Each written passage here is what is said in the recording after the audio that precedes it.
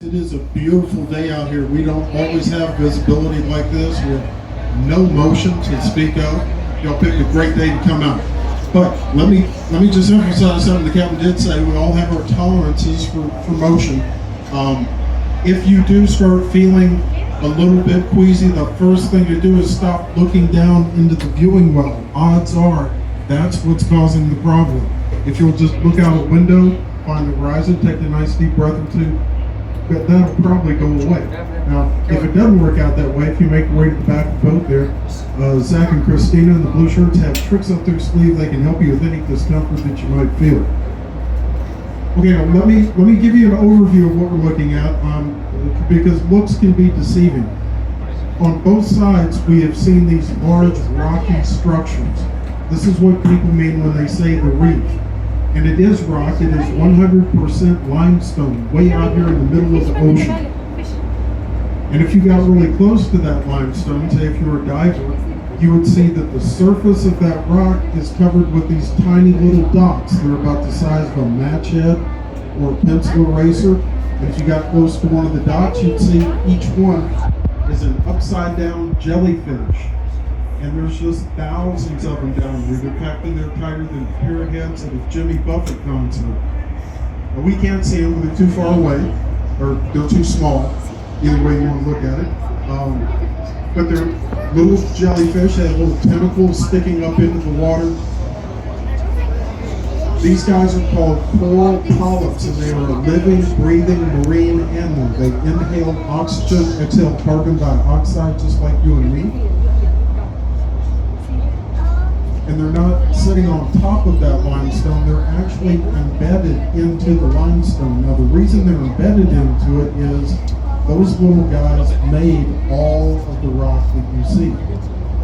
They've been out here 8,000 years making this reef. Now in the beginning, let me tell you how they do it. The way they do that is they inhale oxygen, exhale carbon dioxide. Sometimes they keep a little of that carbon dioxide, and they pull some calcium out of the water and they combine it, and they get calcium carbonate, which is what you and I call limestone rock.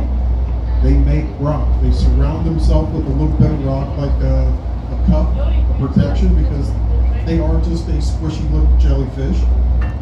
And it not only protects them, it glues them to their neighbor and adds to the overall size of the reef. And again, they've been out here at this reef 8,000 years making this one. Now in the beginning, we'll just call that stuff hard coral. Limestone rock is hard coral. Now on top of the hard coral, we have seen things that look like plants waving back and forth in the current. That's not plant life, that is actually another type of coral. It's called soft coral.